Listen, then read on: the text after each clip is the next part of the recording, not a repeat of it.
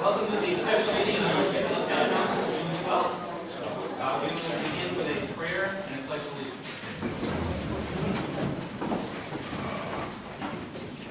By Holy Spirit of Council, all those who are serving in positions of authority and responsibility.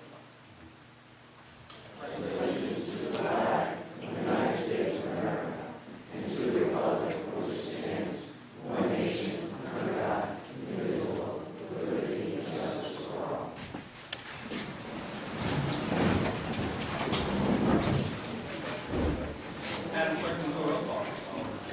Sal? McGee? Here. Yazdi? Here. We do have a couple of, actually three items of business to conduct before we begin the public hearing on the budget. They're not actually substantive, or they're not going to take a lot of time. So under new business, A, discussion by council, vote, or other action on the appointment of special probate judge. For this, I will turn to Mr. Rossi. Yes, thank you. Good evening, Mr. President, members of the council. As you know, you have appointed me probate judge, and a matter has come up before the probate court, which is the estate of Roger Roy, and it is a contested matter. And unfortunately, I have a conflict of interest with one of the attorneys that is representing one of the parties in that estate. That attorney had provided some legal work over the past year for a close family member of mine. So that clearly gives me a conflict of interest. Normally in a situation like this, the charter says that the town solicitor, Mr. Lombardi, would stand in my place. However, he also has a conflict of interest as well with one of the attorneys that has been involved with the case. So we all agree as well that it would be inappropriate for him to sit as a probate judge on the matter. So it's a bit of an unusual circumstance, and our best thought about this would be, I spoke with all the attorneys that are involved with the case, and Mr. Jack Boney, who is one of the attorneys in this case, has also put it to me in writing that all the attorneys involved would have no objection to the town council appointing a special probate judge to hear the matter. I think that that's the most reasonable course to take, and I think that the council can exercise its inherent powers to appoint a special probate judge under these unusual circumstances.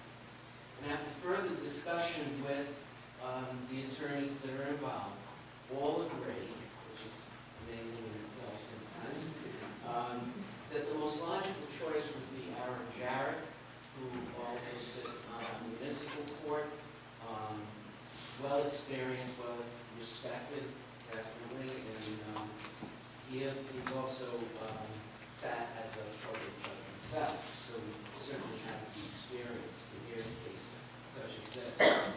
I've also spoken to Mr. Jarrett.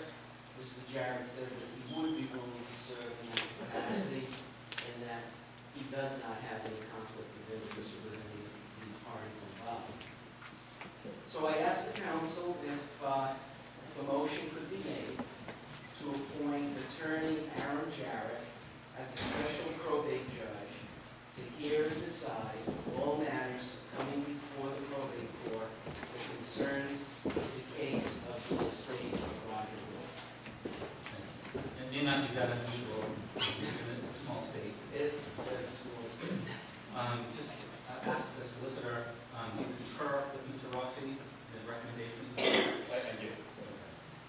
Does anybody in the council have questions? President, Mr. Solicitor, Yes. under the town charter, is it within your review to assign the assistant solicitor to review probate cases? Well, in this charter, I think the assistant actually works for me. I think you can appoint him and works for the council, not necessarily myself. So isn't a problem.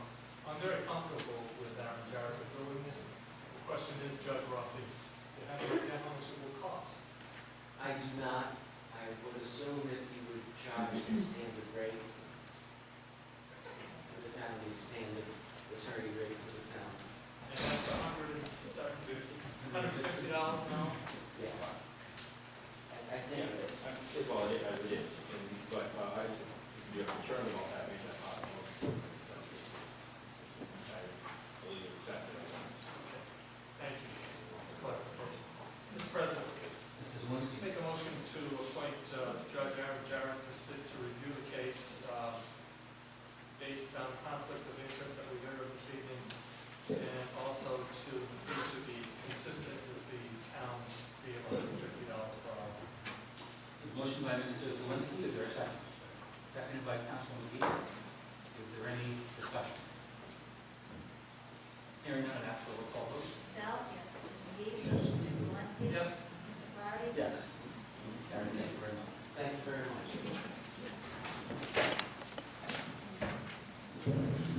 The next item of business is 3B, discussion by council vote or other action on sewer commission recommendation for sewers at Gators Pub. And is there anybody who, Mr. McGee, can recuse himself?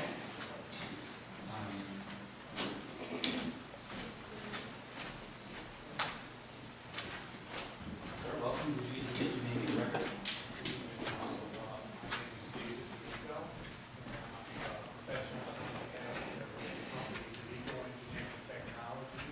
With offices at 1824 Mill Spring Avenue. Could I just ask, Mr. Vico, if you could raise your voice a little bit so that you can hear, but I'm not sure if the microphone's working. Thank you. Would you be interested in me putting up the plans? Very good. Not bring the high tech. I'd like to look at it. Great.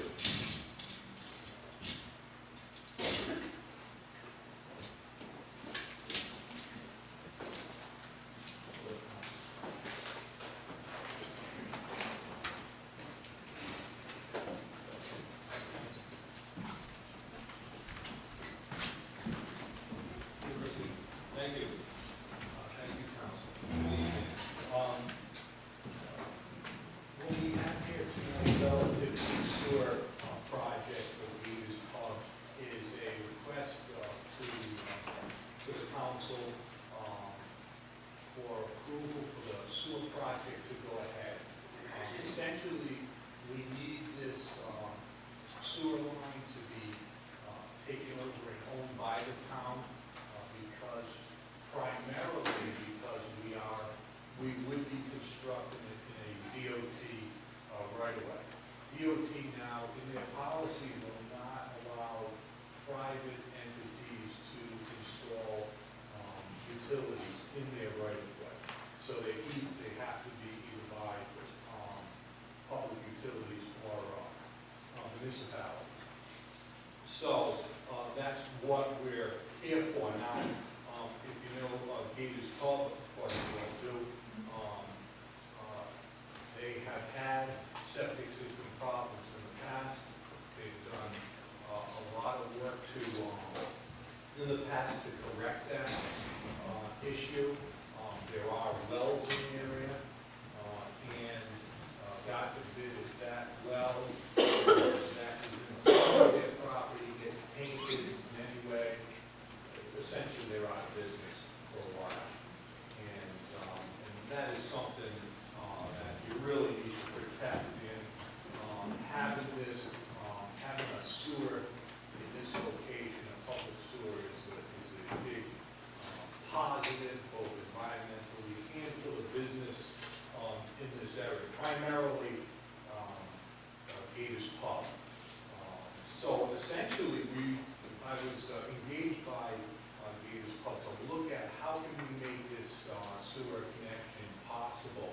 And we did do a preliminary study in the area to see the best, most economical, and most efficient way to connect this area, said to be primarily Gators Pub into your system.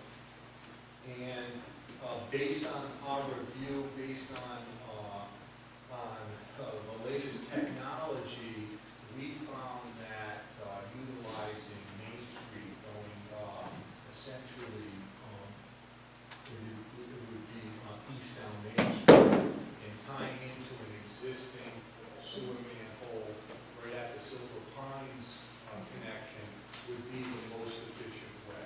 So what we did was we sat down with DOT, being that obviously it's their property in right of way, and then we also sat down with DEM, because this one we thought may be a challenge because of it going by the reservoir. And so, but DEM essentially told us that this would be the least problematic way to go, because as long as we stay within the right of way, and within the existing path right of way, we would essentially be exempt from a wetland review for that.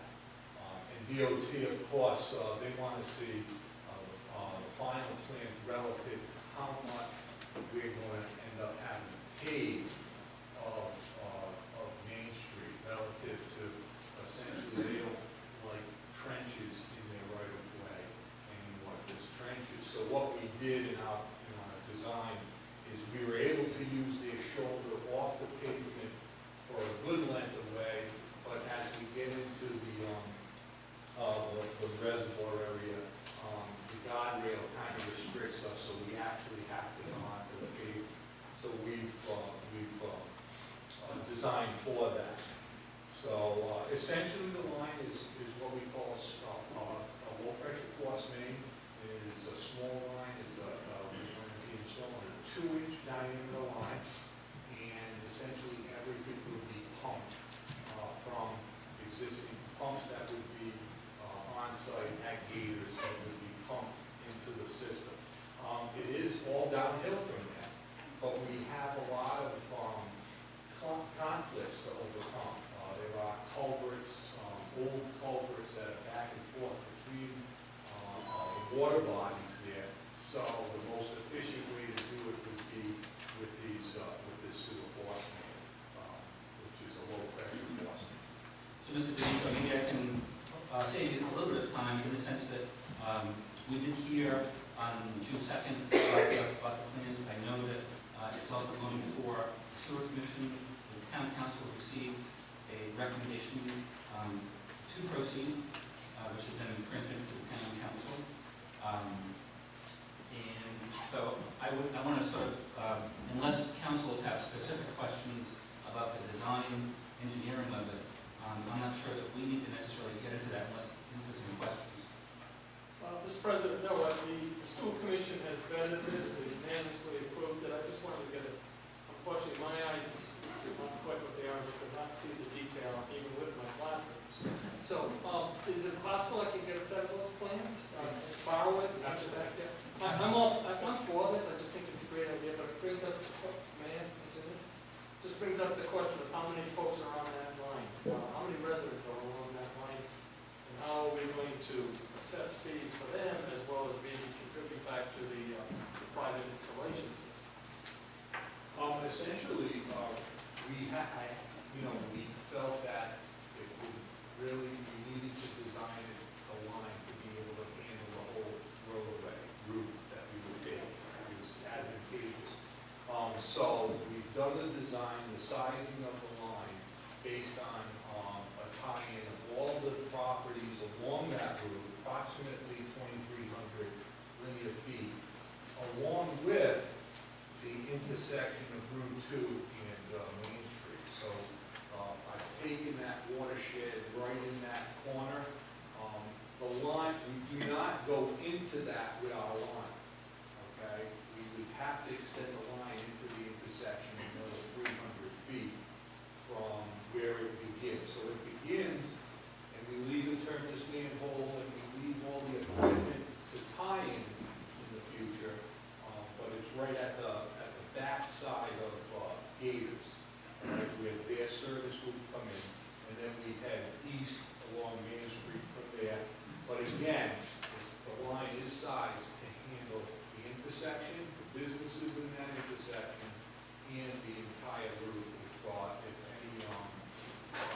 single residents want to tie in, and also if there are multi-family developments along there. So essentially what we do is we get the watershed and we look at your current zoning and we add that flow into the line. So that has been designed to handle that. I mean, I have some quick numbers, they're mostly calculated. I didn't go and look essentially.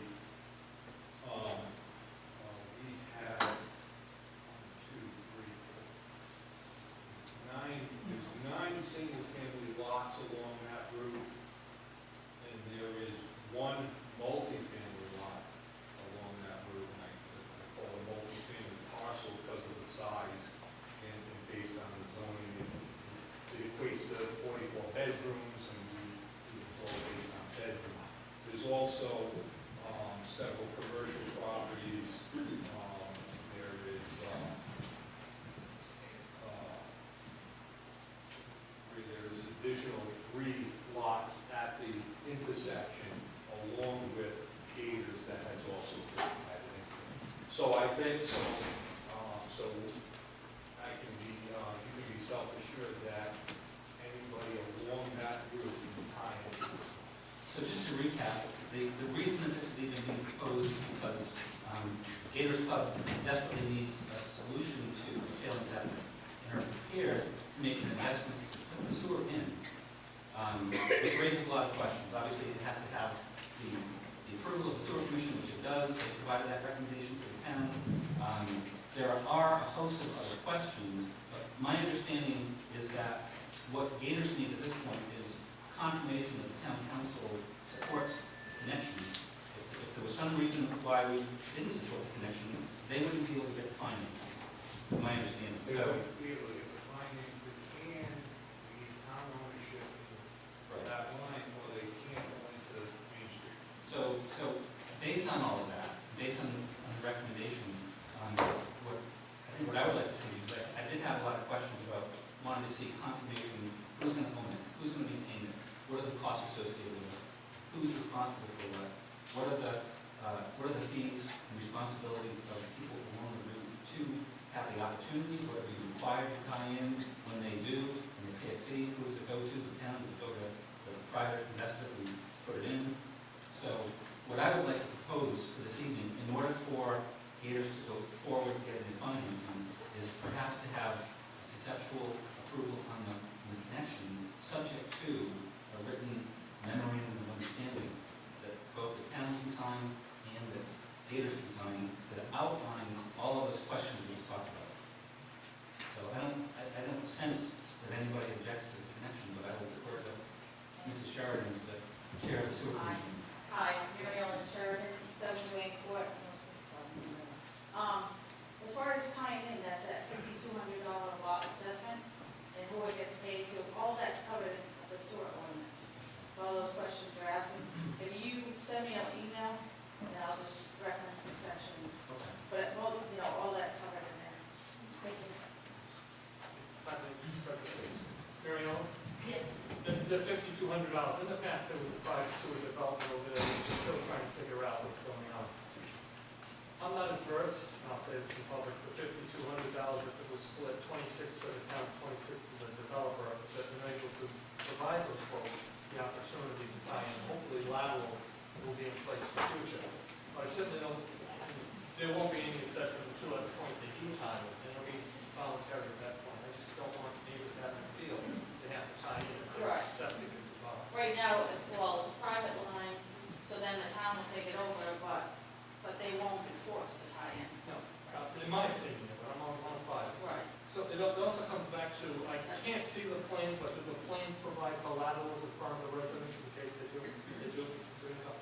Okay. Yeah, I'll let you answer that. Yes, sir, yes. You have the technical The part. commission did make sure that that was part of the plans, and that is. I just had a couple of technical questions, technical revisions to make from the plan that they saw to this one that's in front of you, and we did that. But the laterals are there. The only thing that is not there, and I just want to let the council know, because this project development doesn't need to extend back 300 feet to get into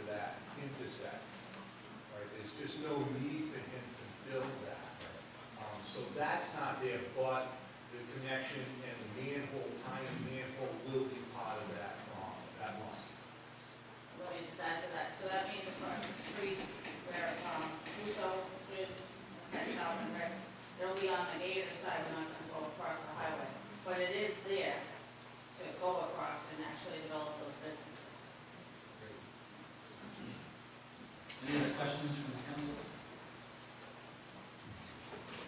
Hearing none, I'd actually like to make a motion to approve the sewer connection as presented, subject to an acceptable memorandum of agreement between the town and the private party. Second. Seconded by Councilor Zawinski. Is there any further discussion? Hearing none, I'd ask for a roll call vote. Bell? Yes. Mr. Swansky? Yes. Garrity? Yes, motion carries. Thank you very much, Mr. Nico. Thank you, Councilman. Well, Mr. G.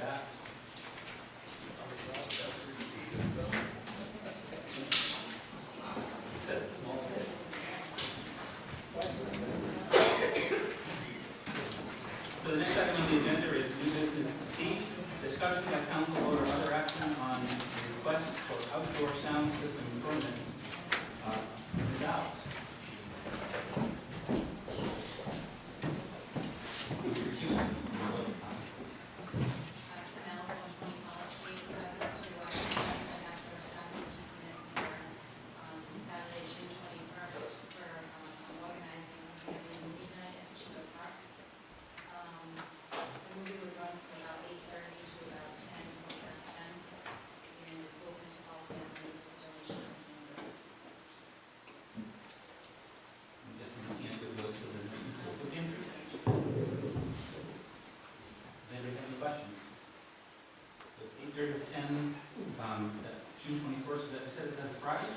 Saturday night? Any questions from the administration? Is there a motion?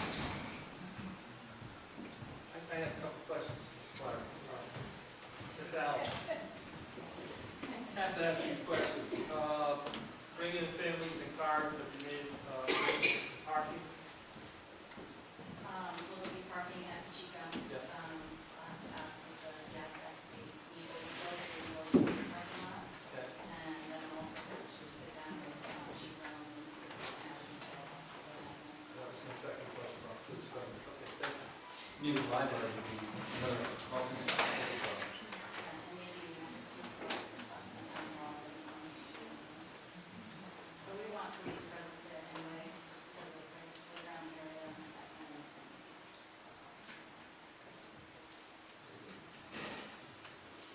Mr. President, There's I'd one. like to make a motion to approve the application for an outdoor sound system permit to Ms. Alves, for family movie night Saturday from 8:30 p.m. to 10 p.m. Motion by Councilor Zawinski, is there a second? Second by Councilor G. Is there any further discussion? And then that's for a roll call vote. Mr. McGee? Yes. Mr. Swansky? Yes. Mr. Garrity? Yes. Motion carries.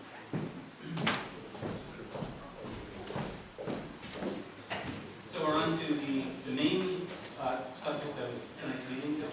Item number 4, proposed budget, town budget for fiscal year 2016.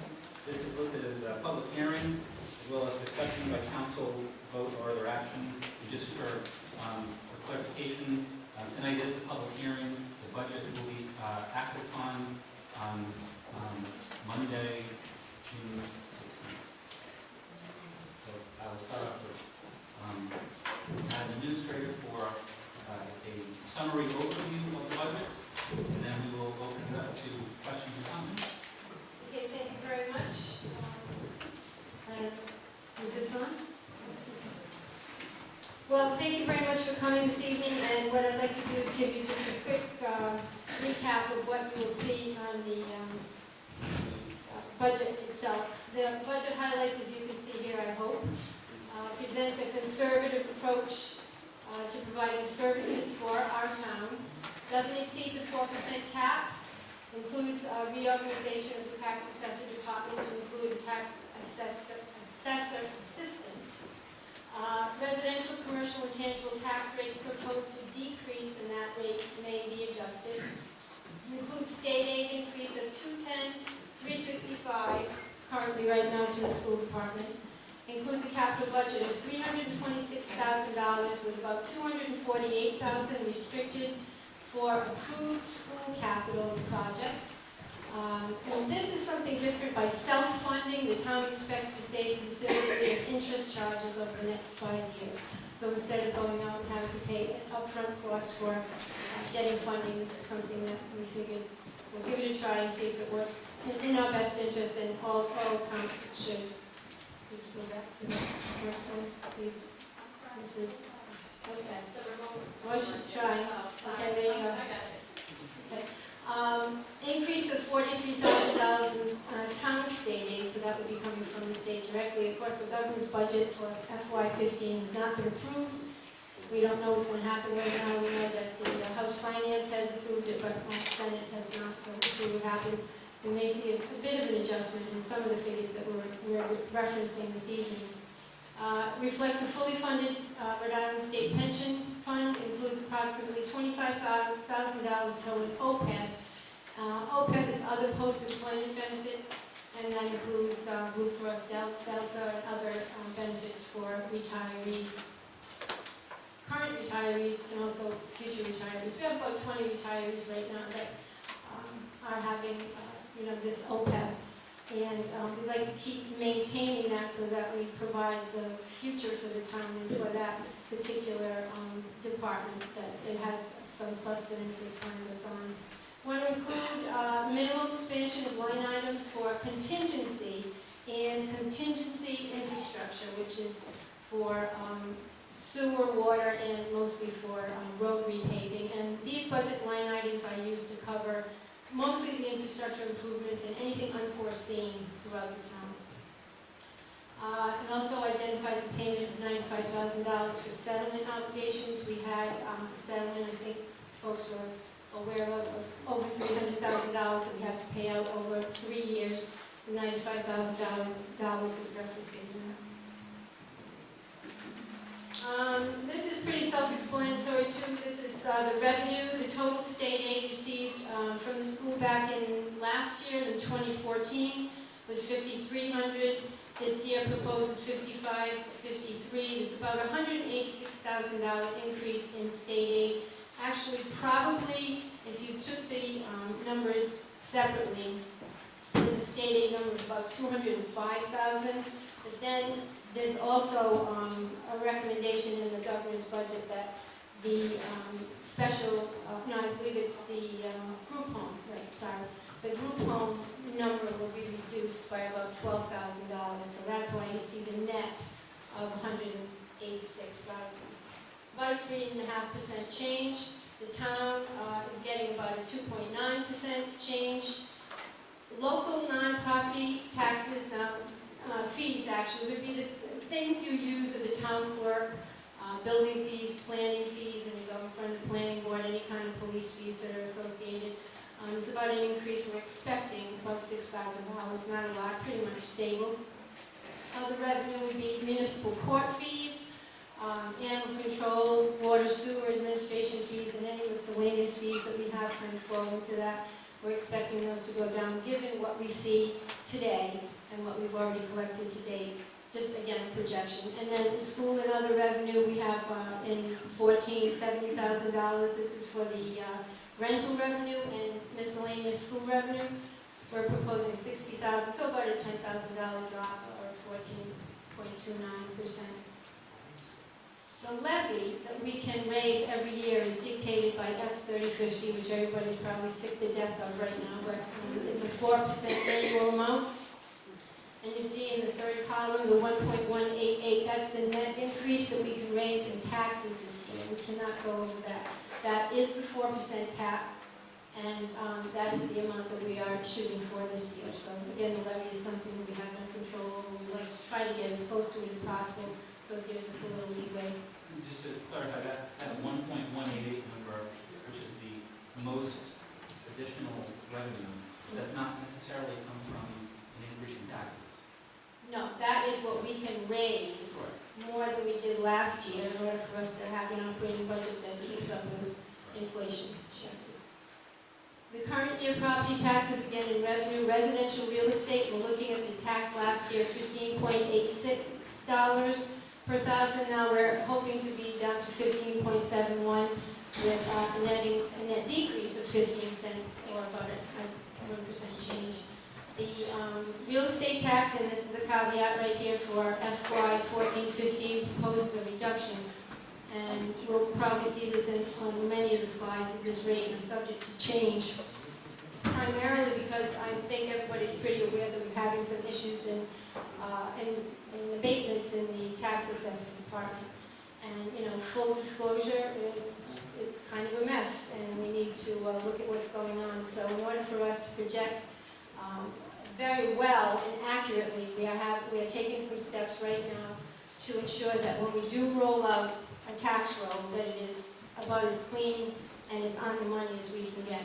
But I did want to put that subject to change, because I do believe there will be some changes between that and possibly whatever we've done in this budget the legislation adopts.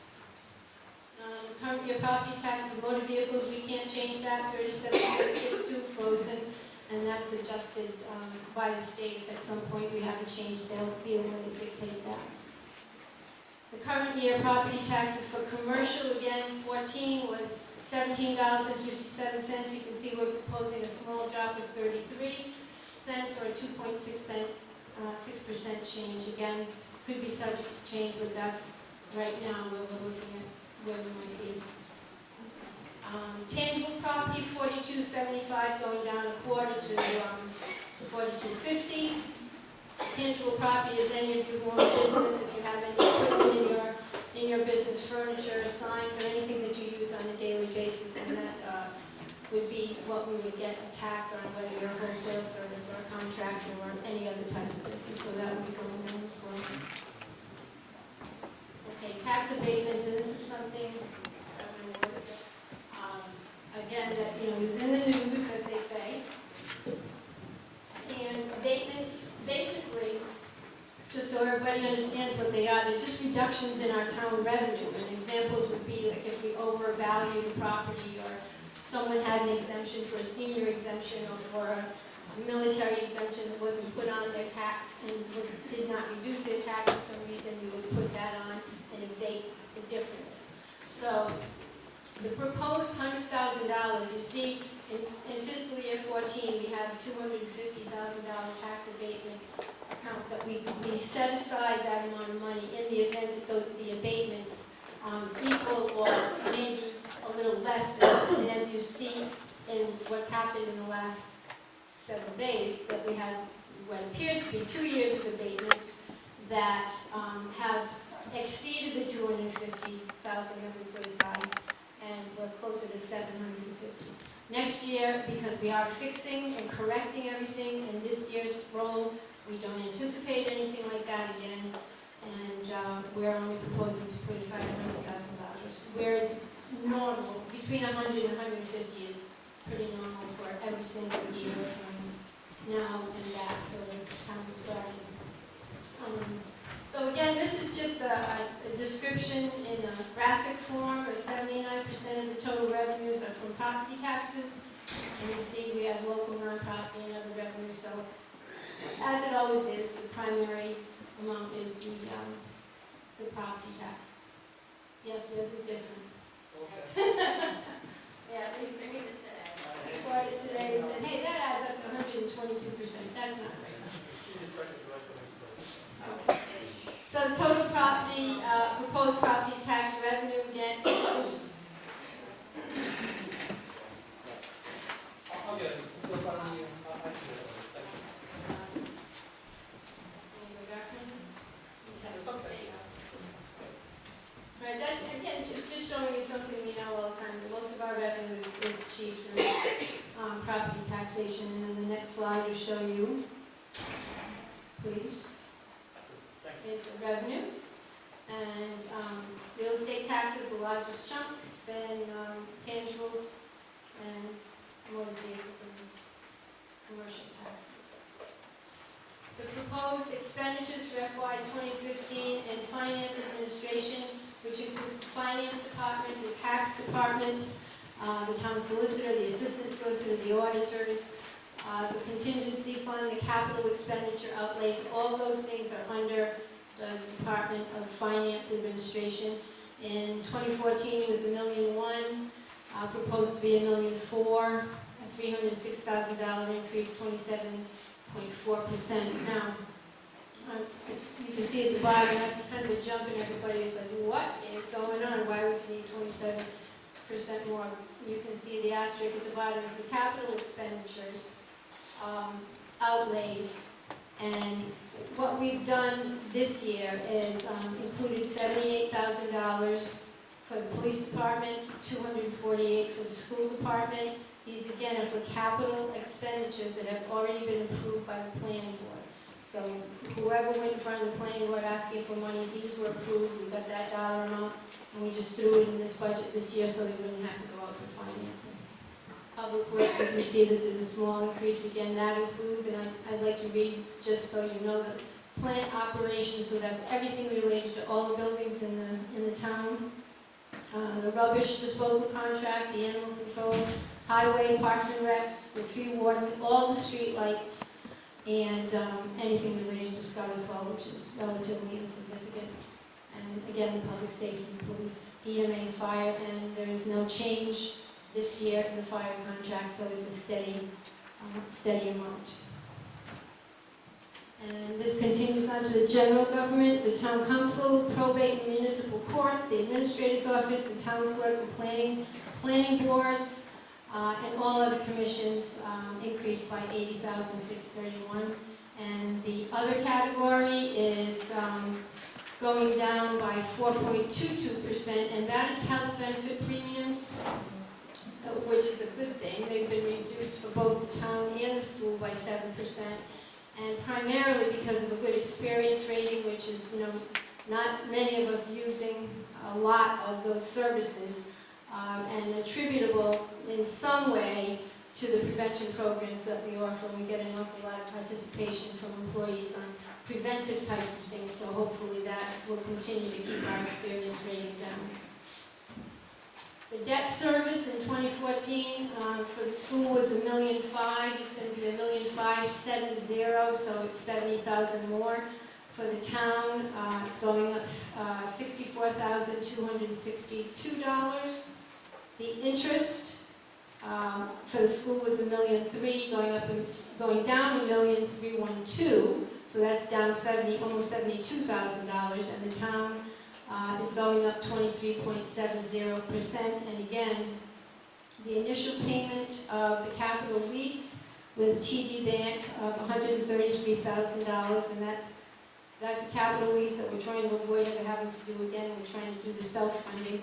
So the truck that we purchased with the plow, all the lighting at Pacheco Park, a school boiler. We just had an RFP opening for a school boiler, and that's also included in there.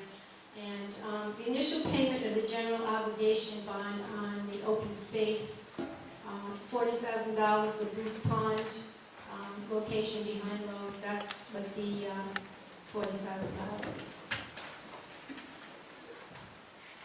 Now, the town appropriation, again, this is under expenditures for the school department. Actual in 2014 was $18,216,000. Proposed in 2015 is $18,581,000, or $364,337 more, or a 2% increase from taxpayers. This is just the local appropriation.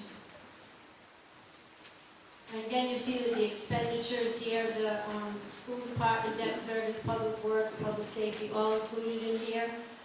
That's for our 2015 proposed expenditures. And the debt service, again, the town is a smaller amount, the school is a larger, and that's something that happens all the time. That's not a big problem. You can see the current town bond, I believe, in your. Everybody have it in there? No? Do they have good ones? Yeah. I can't read it too well, but it's a capital lease for U.S. Bank. Capital lease for Sovereign, TD Bank, and open space bond, middle school ball field, school bond refinancing, Johnson Controls, and the school bond for a ball field in 2001. So that kind of makes up what we're paying on pretty much all together right now. This gives you just a depiction of 3-year spending trends. They've been pretty flat. Everyone has. We've done a lot with very little, and it seems to be something that in North Smithfield that we've managed relatively well. I mean, we all have some problems and issues and we'd like to see more, but we'd like to keep things in check. And we're hoping that we won't see too much of a change with the figures that we provided to you this evening. Again, the caveat that the governor's budget has not been done, so we may see some small sways, but other than that, nothing changed. That's about it. Any questions from the council on the administrator's presentations?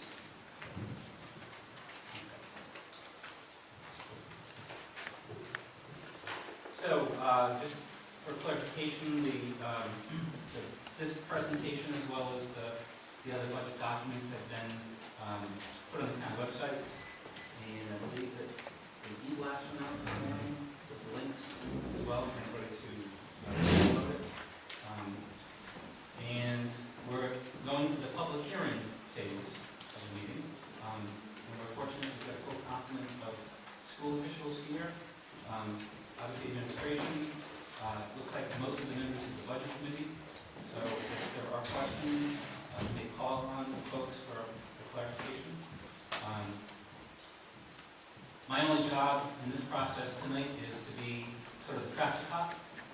So I would just ask that as people want to speak, just raise your hand. We'll be asking the podium, state your name and address for the record.